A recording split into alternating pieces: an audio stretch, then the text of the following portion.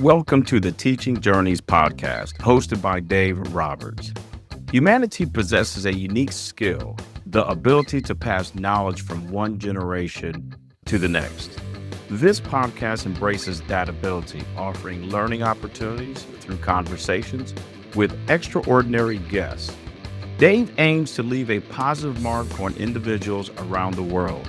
So before you dive into today's episode, please share this podcast with your network, including friends, family, and colleagues. And please consider leaving a rating or review. Your support makes all the difference.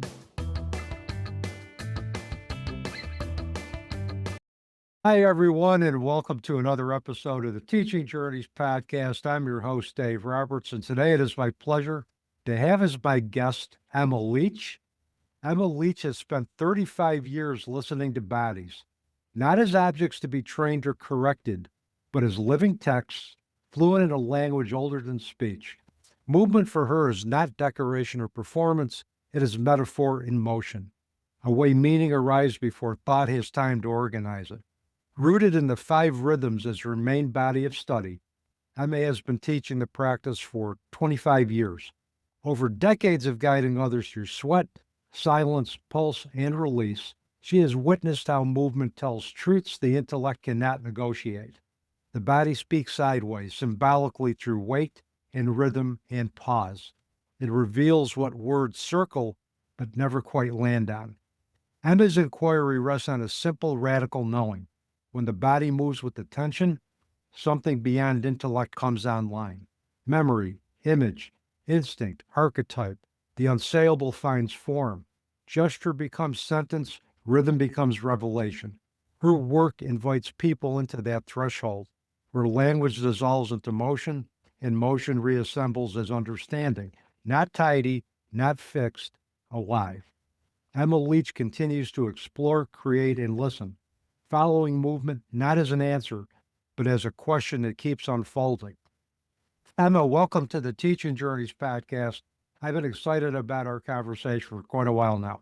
Yes, me too. I've just finished teaching, actually. I just had a little session before, and then I ran here to be here for this. So I'm feeling quite energized. I always feel once I've taught a group of people, I come away feeling quite nourished from the experience. Well, considering the company you keep, I couldn't see how you'd be anything less than energized. And with that, we got to give a shout out to a good friend of yours and mine, Chloe D'Souza. Yeah.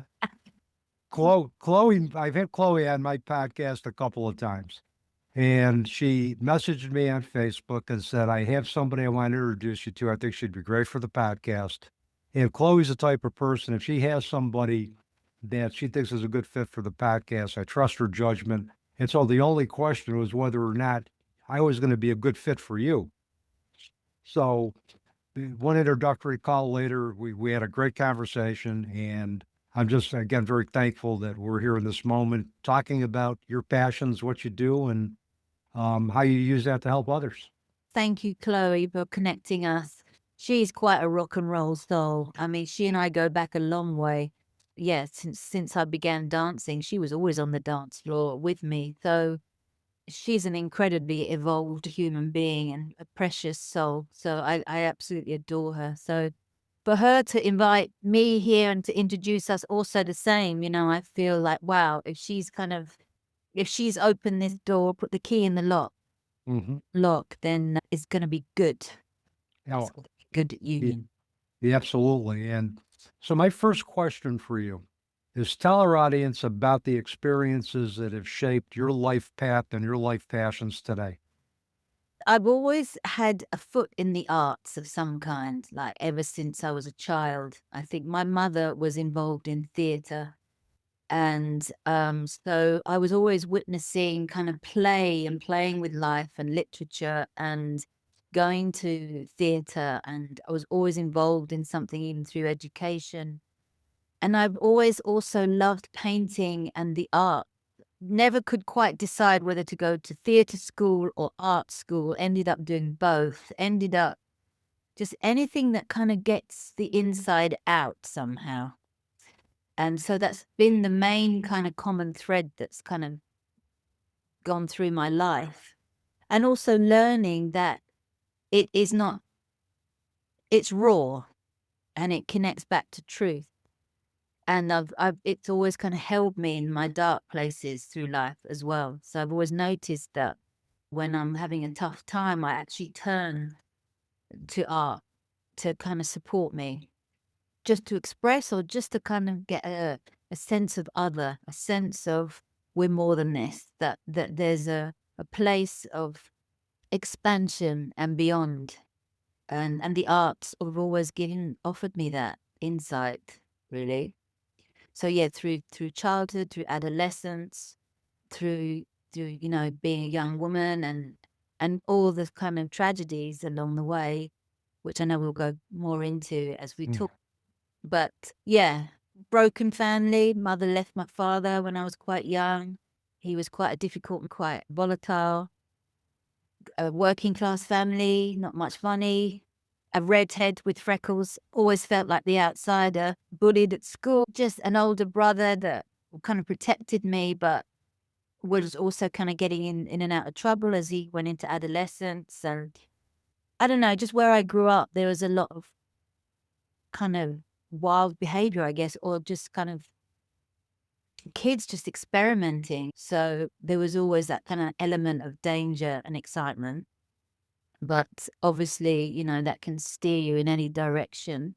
And I kind of always had these kind of two groups of friends, ones that were kind of the wild cards and ones that were more kind of finding their way through the arts somehow. So I always had kind of my foot in both camps, and then one would end up supporting the other or feeding the other.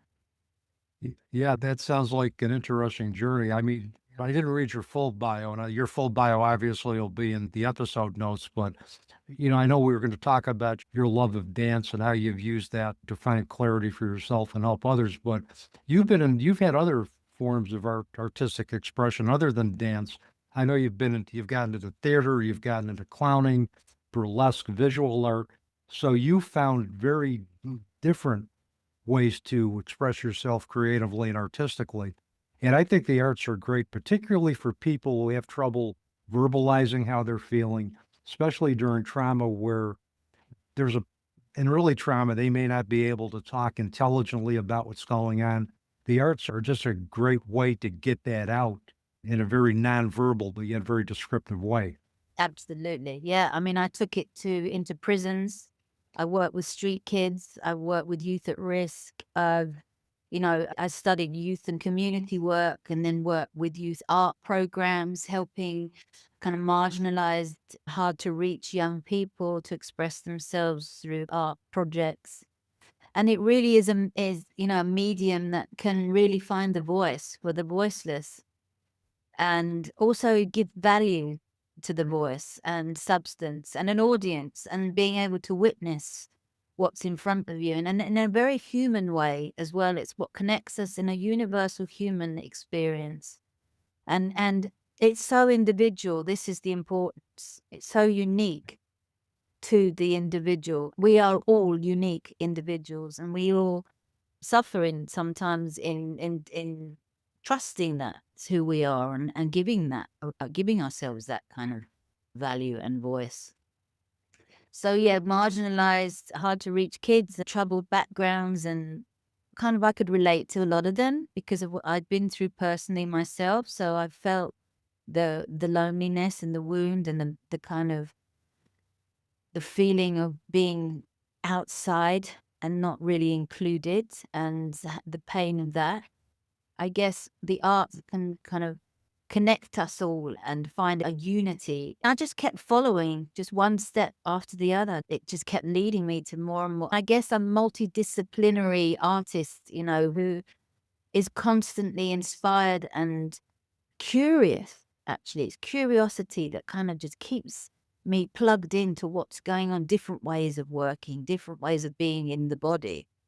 How many different ways can I be in this body and this heart and this mind? And how can I, keep stretching that and expanding who I am? So yeah, it's been an incredible journey since childhood. I used to lock myself away when my father was in a bad mood, and I was scared, I used to just lock myself in a room and draw and just sketch and just completely just throw myself into the picture.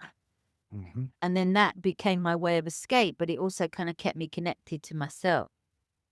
Yeah, it's a great mindfulness activity. It helps you focus on the present and it helps you kind of detach in a healthy way, in a survival mode way from the chaos around you. So, and you mentioned you've been no stranger to personal tragedy. If you want to allude a little bit to some of the personal tragedies in your life and how artistic and creative expression, and particularly dance, has helped you navigate, those challenges. Yeah. Yeah, it was a very powerful time in my life. I was with my first love actually, but he sadly was an addict. He was a heroin addict and he died from a heroin overdose. And I'd known him since I was like a child. We were kind of friends and then ended up together in our adolescence. But he died 27 years old. I was 23. And I'd already started kind of trying to help him with his addiction and exploring all the different ways in which to kind of navigate that side of my life. It was terrifying, the thought of losing him. And I tried every which way. Me and friends of his were really, but once addiction takes hold, it's a car crash. It's you just so unpredictable. And the inevitable happened. He died, and I was traumatized and devastated and quite lost. I had been up to that point kind of involved in a lot of theatre work. I'd been in productions. I was passionate about theatre, and I wanted to continue that journey. But when this happened, it completely knocked my confidence as a young woman. And so I kind of went on this sort of spiritual journey, really, of trying to heal the grief because I felt like at times that I was going mad with it. It was such a big emotion. And of course, at that young age, you can't ever teach someone how to be with that depth of feeling. And, coincidentally, I don't know, but I ended up being led towards Gabrielle Roth. I met this woman who had a shop, and she was her shop was kind of one of these spiritual shops that sold crystals and tarot cards. And anyway, I used to go in and I used to talk to her about my grief, and I felt quite safe with her in her presence, in her company. And then over time we became friends, but she said, had I heard of Gabrielle Roth? And I said, no.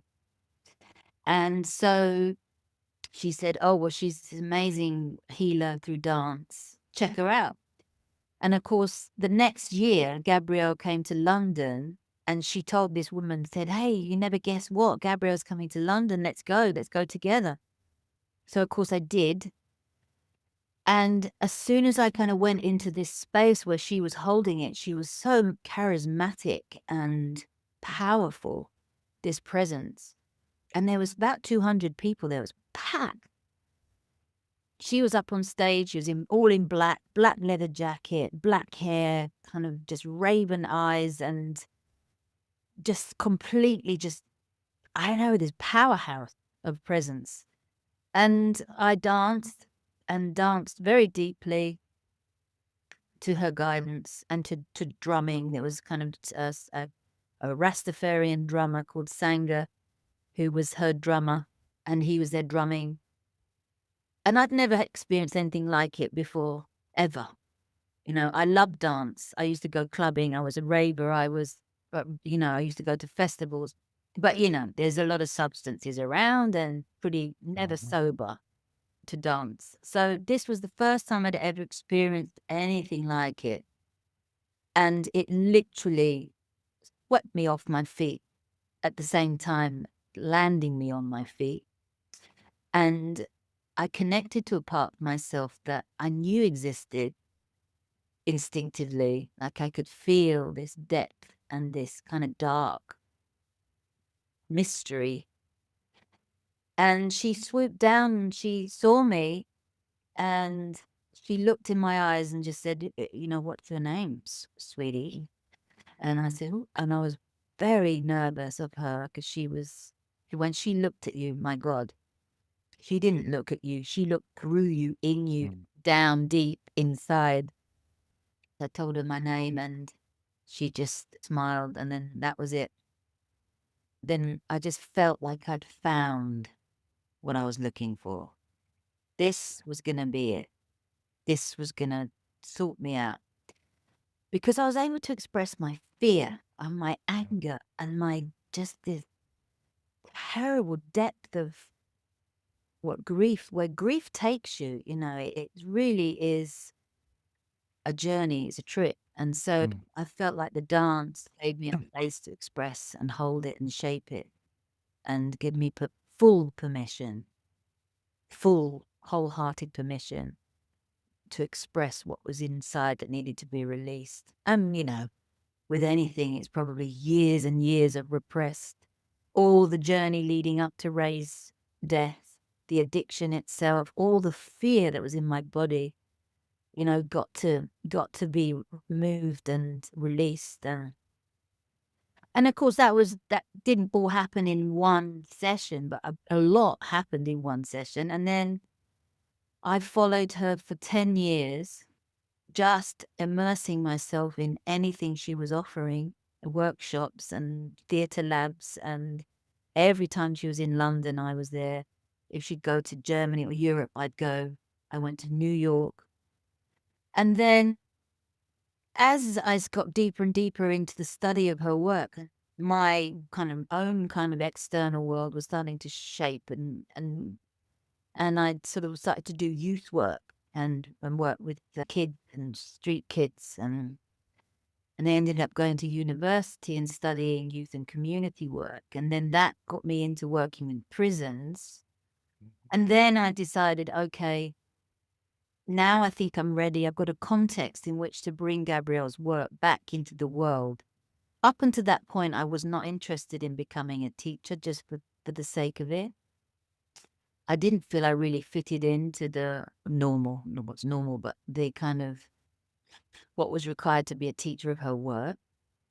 And once I got a context, it made sense. So, yeah, okay, I'm going to bring this to street kids. I'm going to take her work into prisons. I'm going to work with addiction. I'm going to start turning my wounds around so that I no longer have to suffer. The wisdom and the gift that come out of these kind of dark places can help hold others that may be going through similar experiences. And then that just changed everything. Suddenly there was a meaning in my life. Suddenly there was a path. There was a unfolding of, oh, okay, now I get it. Now I understand why Ray died, why I had to go through that. And so then I was giving his life meaning again. It wasn't wasted. Like that whole experience was feeding what I was offering back, and then it became more real. And so so the tragedy, I just was determined to turn it round and not let Ray's death just become another statistic, another addict gone. And he was a person. He had dreams. He had a guitar. He was in a band. He was full of life, and he was curious, as and it was the 80s, and there was a lot of drugs around, and especially heroin. And politically, the Thatcher years, we call them, but there was a lot of kids dying from heroin in those years. So he got caught up, like a lot of kids, and couldn't overcome his addiction. In fact, I remember being in a car with him and 5 others, and they were all addicts. Not one of them survived. Every one of them died eventually of an overdose.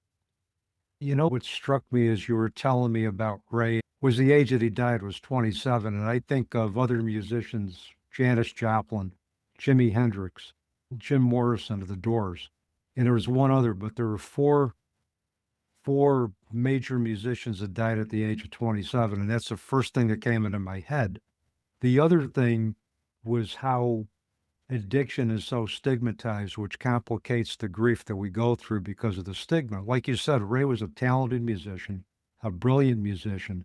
And how many musicians do we know of that have struggled with drug use? I think of Keith Moon of The who struggled with, I think, alcohol and prescription medication. I think he died of an overdose at a young age. And Moon was one of the best drummers of my generation. We see some really great people, some great talented people who have danced with the substance that unfortunately had control over them. And I mean, if we can look at it to separate the behavior from the person, treat the behavior separate from the person, not sacrifice the self-esteem of the person, we realize that we have lost true gifts to the world. And, so it sounds like also at the dance event, it sounds like you found yourself. You were able to, at that moment, be seen, learn that you can express yourself authentically, and that appeared to be the catalyst for you to do what you're doing now. Absolutely. It was a real turning point. When I look back, feel back who I was then at that young, vulnerable girl who was completely lost and heartbroken. It was a pivotal moment. It just gave my life meaning again and gave me back to me, started the journey of bringing me back to me. Like I said, it's no quick fix. It takes a long time and a lot of dance and a lot of practice, a lot of soul searching to really understand who you are and what makes you unique, and to really believe in yourself and bring those gifts back to the world. It takes time. And maybe a little bit at a time I started to believe or see myself. Oh, okay. Oh, I didn't know that I could do that. Or actually, where I'm strong is when I'm with people like me, like we can see each other and feel into each other, and the imperfections of humanity and the darkness that kind of hold that place in humanity. That's so vital that we get to have people that can do that. We're broken mostly, and we have such pressure to be perfect and live these kind of perfect lives, and there's just no such thing as perfection, and there is an inequality in life. There is an inequality, and I don't know. I just think the soul is, when you connect to someone's soul, you're connecting to the real person, and the masks fall away, and you can instinctively embrace. And also, actually, what we're describing here is love, isn't it, ultimately? And how the soul expresses that and connects to that and love shows up in so many different ways as well. And I think also the dances you there, dances you to love. Was the Leonard Cohen song, Dance Me to the End of Love? For me, it's the little things, it's the real things, it's it's the difficult things, not the easy things. And also my mother taught me, when she was grieving the death of her mother, and she had cancer twice, and she obviously survived the abuse of my father. She took herself off to literature courses, it's hard to say, and studied literature and music. And she went to art college and painted her grief and had making trees cry and do installation work. And she was involved in theater, but she always told me that, art is where you can pour your suffering to transform it. Art, and again, I'm going to go back to musicians because I have a lot of favorite musicians and bands. Their lead singers have channeled their trauma, their challenges, their conflicts into some of the greatest music I've ever heard. And that music, for me, during one of the worst periods of my life, a lot of that music was cathartic. It, they were my voice when I couldn't verbalize what was going on with me. And it also provided some comfort and clarity and inspiration. So even though I'm not an artist, I don't play an instrument. I appreciate the arts. I appreciate the benefits of the creative arts. I appreciate the talents of those who are in the creative arts.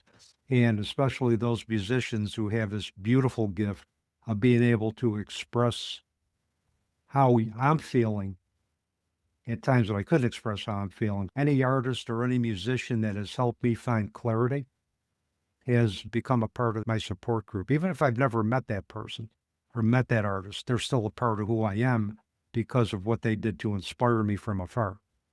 How many of us locked ourselves in a room, just alone with our music, or just actually where we meet groups of like-minded, concerts, and music is really, really important. It helps you kind of experiment with who you are. It resonates with who you are. I mean, how many, kids that were kind of the outsiders experimenting with their sexuality, not knowing who they were sexually, and then David Bowie comes along and whoa, you could be either, anything, all of it, and it's okay and it's cool. And suddenly he's representing those kids, and so they feel less alone and less like, So yeah, the music is Yeah. key to all of us. Absolutely. Rolling Stones.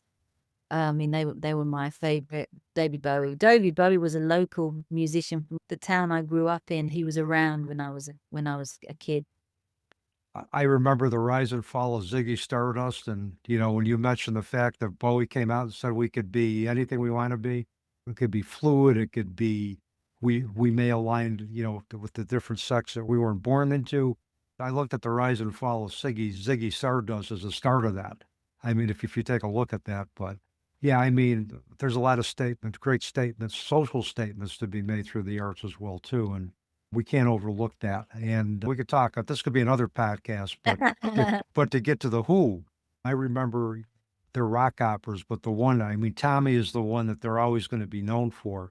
But Quadrophenia was, I wore that out on vinyl, Emma, Oh, because, amazing. Yeah, yeah, just because of it tracked an individual who was a young man who was going through his own challenges, struggling with identity. And boy, if these aren't themes that our young adults are dealing with now. yeah. But So relevant. yeah, but I mean, outside of it being a musical masterpiece, it also made a really profound social statement as well, too. Absolutely. It's Yeah, incredible. And Clockwork Orange, remember that? Wow. yeah, yeah, yeah. Yes. No, these are all cult films that kind of really kind of go into the nuts and bolts and bones of adolescence and culture and the Hey, arts. and don't forget the Mods versus the Rockers. Don't Oh forget, yeah. don't forget that one either. So. Yeah.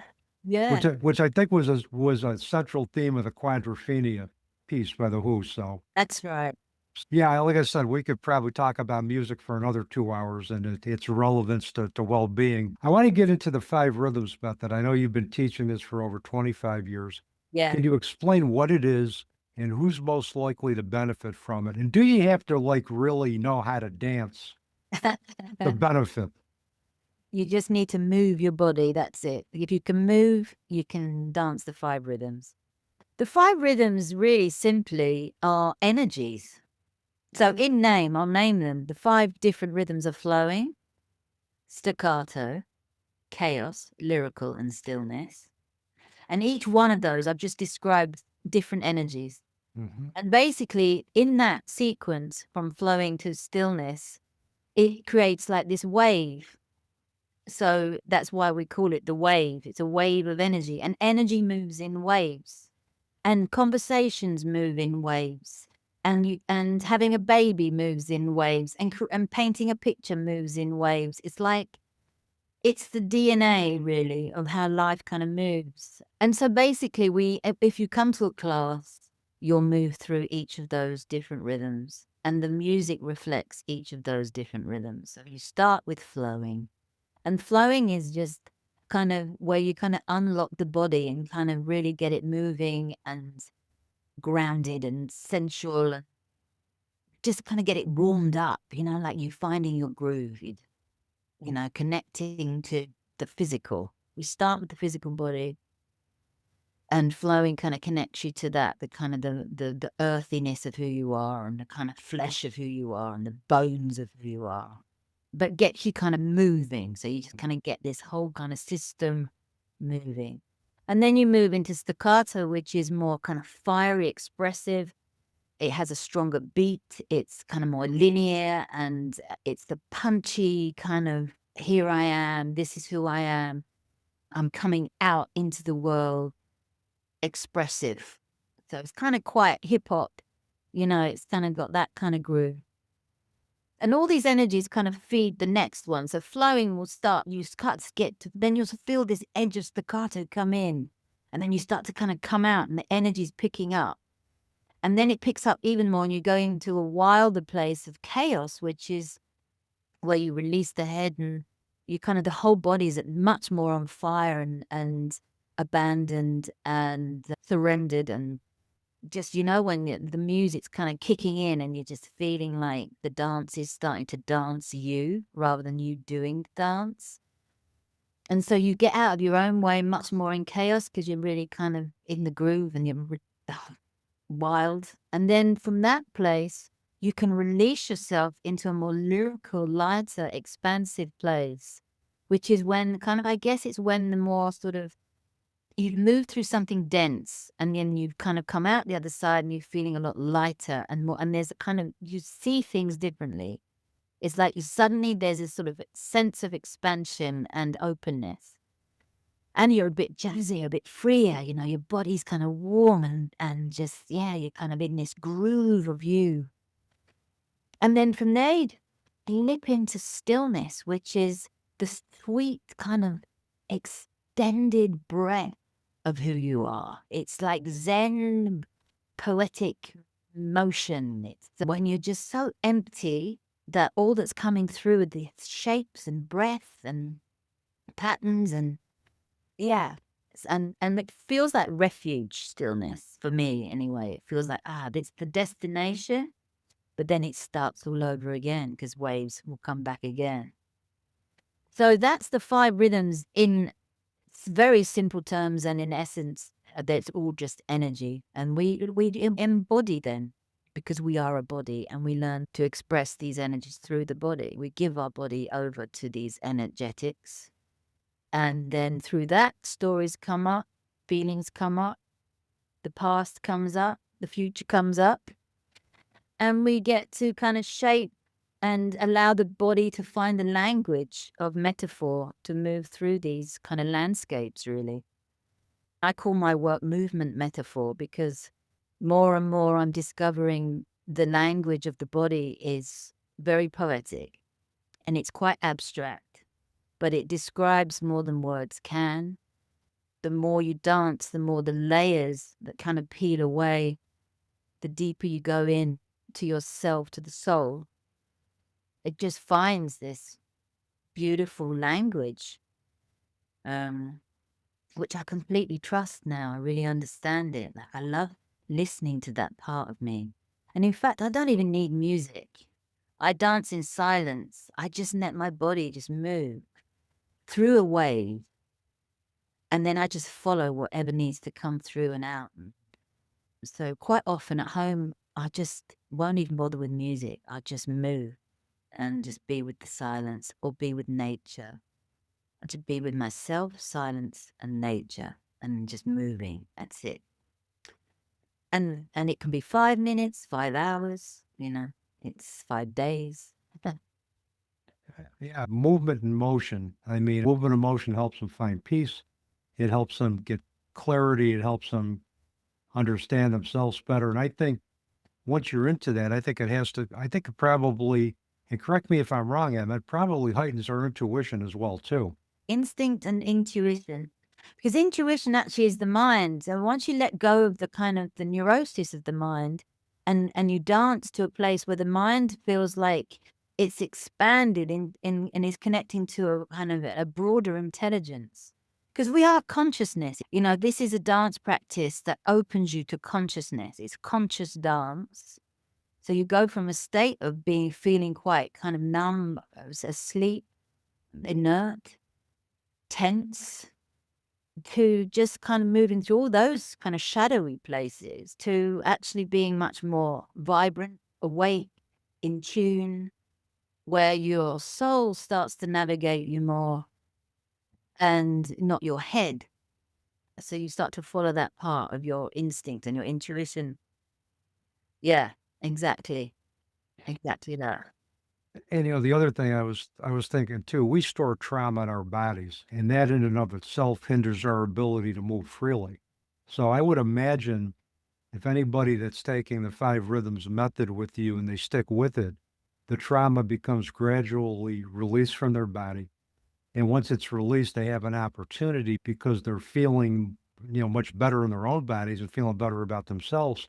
They could look at that trauma and be able to reframe it in a different way and probably better than they could have had movement not been involved in the picture. Absolutely. I mean, it's about transformation. So, we're transforming our suffering into moving art, really. So, and the only way out is through. And all these are kind of cliched, but quite well-known quotes of Gabrielle. She was always saying this in her sessions, the only way out is through. And that, yeah, we're in the practice of transforming. And in the transformation, we heal. And then in the healing, we're kind of different versions of ourselves. We're kind of free from whatever it was that's stuck and wounded and holding us back. Or yeah. And I think our wounds become our teachers. They become the parts of us. Someone said to me once, include the wounded parts of you. Don't push them aside as if they're wrong or bad, or they're part of who you are, and that they're unique to you. So, and it kind of felt so beautiful to be able to kind of feeling like I was wrapping my arms around this part of me as well with love and not rejection and not criticism and judgment, but to really say, okay, yeah, normally I would be pushing you away through shame, through guilt, through fear. Now I'm going to embrace you, and actually you have become part of my whole expression. You've become my instinct and my intuition. I can look someone else in the eyes because I'm including that part of me. I think if you push things away, that becomes your shadow, and then it all becomes projection. So I think the more we can kind of include the shadow in, the better. I mean, Carl Jung was the first one to talk about the shadow element, the shadow being the person we would rather not be, but the yin and the yang, the light and the darkness, it makes up who we are. We grow from the things that wound us.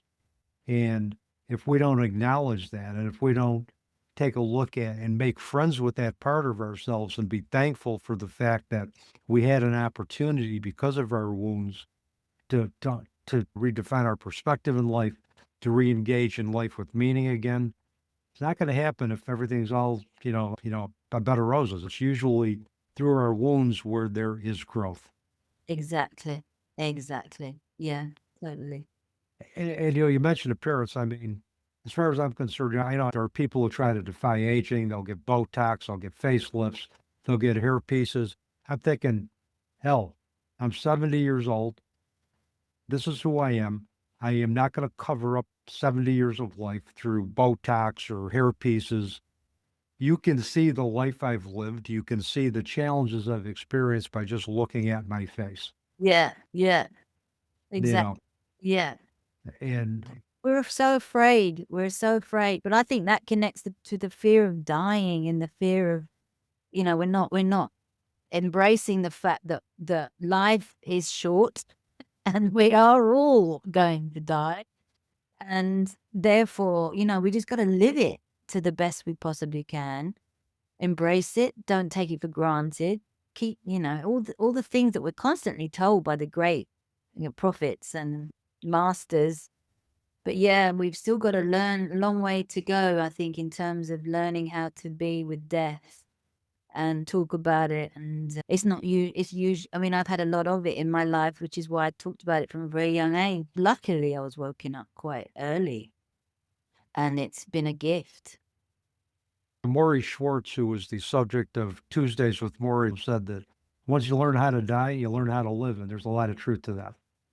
I That, mean, knowing that this is just one stopover, that our time on this earth, whether it's 20 years or 27 years or 100 years, is a temporary stop. How can we use that knowledge to leave tracks that are going to be lasting from generation? to generation to Yeah. generation. And as opposed to fearing death, let's embrace it and learn to live life meaningfully. Yeah. Yes. I mean, I've got an 87-year-old mother who has fought cancer twice and survived. And she's now talking a lot about, death. And we as a family, that's what we are mostly kind of preparing at the will. Um, but I guess we've always had that conversation. And I think it doesn't make it easier when it happens. Of course, you love someone, they die, it hurts. You Mm. grieve. But it does feel healthy there, though, to have the conversations before they die. And, and I'm at a point now where I'm just so thankful for that she's still with us and that we can still have these conversations and I can tell her I love her and she's got a great sense of humor. We can still laugh about things. And then I can also go with her into her vulnerability about the bits that stop working and the constant trips to the GP. And, it's like getting old is not joyful in the physical sense. There's a lot of struggle. So, yeah, the letting go of the physical body as we age, I mean, I think we're obsessed with staying alive for as long as possible and the best. I mean, I know health has advanced and, we're living a lot longer now. And I guess there's a plus and a minus to all this. I think if you stay engaged, the quality of your life is going to take care of itself. I think research has shown that engagement and purpose increases quality of life and also increases longevity. So, as long as I can stay engaged, do the things I love to do, be relevant, my quality of life will be good. And the other thing, is like, we all think about growing older, but I've been granted the privilege to grow older. And there are people like Ray, like my daughter, who didn't have that privilege to grow older. And so I'm thankful for that. But I always still question occasionally why have I been given the privilege to grow older while others have not? And that's a question I'll never be able to answer. All I can, for whatever reason, I've been granted, 70 years so far to make a difference and to make my mark in the world. And, you know, I'll find out the answer when I get to my next existence. And so, but I still question that occasionally, particularly when I read about another young individual who's died and, that my head will immediately go there. But it's not an answer that I'll ever come to, but I still ask the question anyway. So Yeah. I want to get to your documentary. I know you're in the process of making a documentary. So Yeah. tell us about the documentary. What or who inspired it? And what's the message you're trying to convey once this documentary gets published? Yeah. Well, I guess this whole conversation has been the documentary. I mean, it talking about death, it's talking about grief. It's all told through a guitar that was handmade by Tony Zamatis for my boyfriend who died from heroin. The guitar laid in its case for over 30 years until about 5 years ago when I got it out and had it played for the first time. And I signed myself up to this film course, and basically the theme that I chose was the guitar.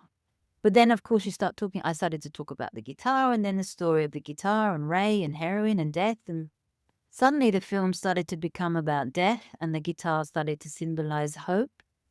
And getting it out of its case started to symbolize and be a metaphor for Ray's soul. And then having the guitar played again was, and then I got to dance to the guitar being played. And then the dance came into the film. And then this whole conversation started happening about the guitar, music, death, dance, and how we kind of overcome these big events in our lives.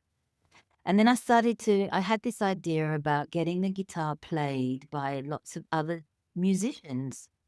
And then the guitar became a symbol of, it was like a talking stick, like a shaman's talking stick, where I'd place the guitar in the hands of these musicians. They'd play it, improvised. And then I'd start to ask questions about their life and death. And so while they were playing the guitar, they started to open up and talk about in their life, how they'd experienced these things. So then the film started to become about the journey, really, of one, just how to kind of express yourself and express this kind of grief and talk through music, through dance, finding the language that helps you express what you need to express when you're in that grief. So I guess the film really is very poetic. It's beautifully photographed and shot. There's some stunning images of me dancing and the guitar being played. I've chosen some lovely musicians, all completely diverse and playing it completely differently, tuning into the soul of it, listening to their instincts while they pick up the guitar, and then just letting themselves rip roar into it, or play delicately, or play wild, or each musician played it so differently. So we've called the film Let It Play, and but we're still making the film, editing it. We've done all the filming. We're still fundraising because it's all self-funded to get it edited and get it produced.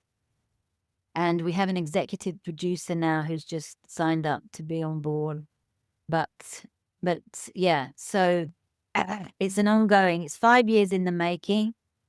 We could do with sponsorship. We could do with someone kind of really believing in it and helping getting it over the finish line.